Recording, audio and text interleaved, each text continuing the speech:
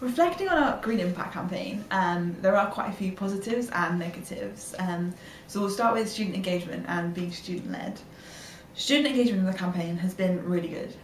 This has included Green Impact student meetings. So we had a couple of those at the start, where we had staff and students come together to share what we all do around sustainability. So we had student societies, the forum, and key staff members of the union. And then students gave ideas of things they wanted to change, and we had the opportunity as staff to talk them through ways that we could help them make those changes and share contact and networks. It's from that meeting that the Student Society and Envirosoc, they decided to take a motion forward to the Student Council, which was all about a survey and educating students about recycling.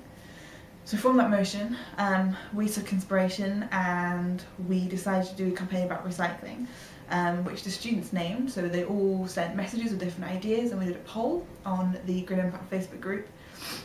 And that's how we started Eat, Sleep, Recycle, Repeat.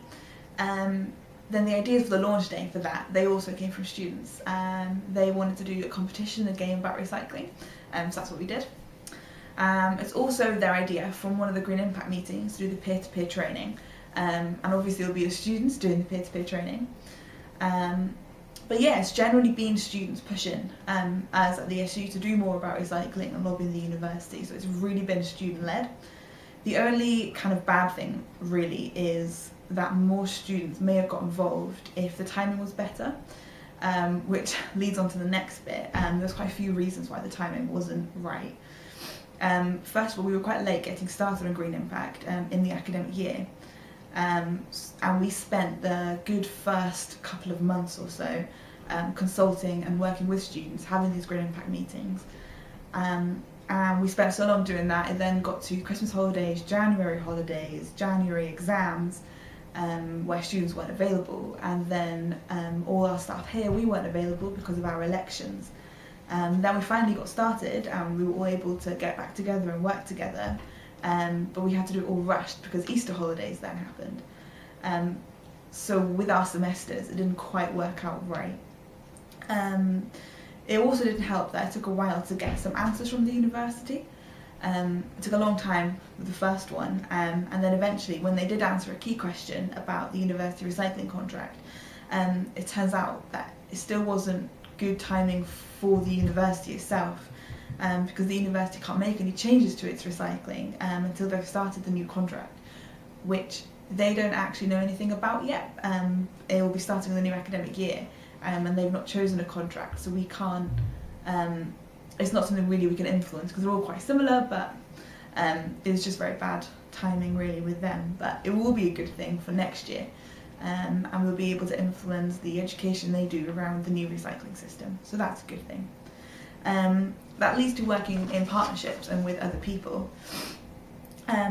We wanted to do some more with the council than what we were able to, but again it was really bad timing for them because they're having big changes as well. They're changing over the whole waste collection system, so the whole department's really busy, all their resources are changing, so they weren't able to come down and help.